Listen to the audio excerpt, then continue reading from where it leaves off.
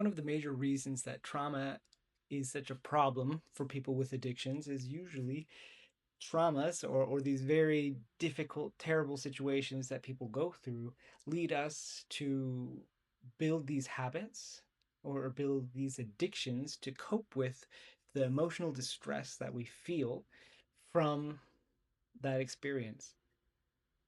If you remember talking about the front brain, back brain, traumas kind of live in this more back brain part of our head. It is this instinctual response to something we've learned. We go through something very terrible, the blood shifts, and the back brain takes over to fight harder, to run away, to freeze up, to kind of help us survive that experience. But when that happens, kind of the blood flow leaves this part of the brain. This part of the brain, the logical, rational part of the brain, is turned off, and so we kind of take on some belief systems that are very extreme and maybe filled with some errors, some mistakes. Also, though, that frontal lobe, part of that frontal higher thinking part of the brain is the passage of time.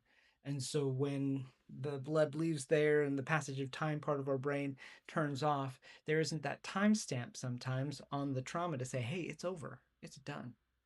So this back part of the brain still feels consistently that that experience is happening now, that we're still going through that. And so then these maladaptive behaviors, these addictions, these bad habits, the kind of the problems that going against our values are sometimes being triggered consistently because we're in a constant state of I need to cope, I need to feel better. And this helps me feel better. And it's more that instinctual, irrational part of our brain and not necessarily a rational choice. Right? And so when we talk about that irrational conversation going on in the head, it's this frontal lobe saying, I don't want to do that. This back brain saying, I need something.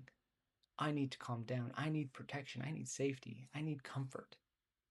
And so it seeks it out in what it thinks is going to get the quickest, fastest resolution or solution to that uncomfortable feeling. And so people get stuck in these cycles of this is the only thing that seems to help, and it's a quick fix. It fixes the short-term problem or this long-term chronic problem or covers it, this band-aid, but it doesn't really fix it. Now, dealing with that, fixing that problem might come from confronting or being exposed to those memories, those ideas, the ideologies, the belief systems that are sustaining this idea that the trauma is still a terrible thing. It's still happening right now. It will always be a terrible thing, but that it's continuing to happen right now and that it continues to impact or hurt us now. There are many different trauma informed modalities or treatments that most of them revolve around this idea of confronting in one way, shape, or form the experience, going back and processing and dealing with that that moment or those moments or that time period in a way that is productive and in a way that shifts the belief systems so that we feel more at peace. So we can desensitize this back part of the brain that has learned that it needs to respond very quickly, very intensely to triggers or cues.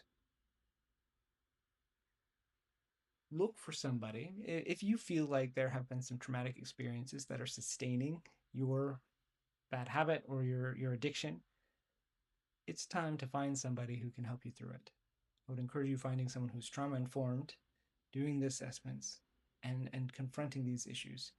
In doing so, you can turn something that is crappy or terrible into a learning experience that gives you a lot of support, gives you a lot of resilience and strength, knowing that you've gone through it, that you're here now, that you survived, and that you will continue to survive as you go forward with strength.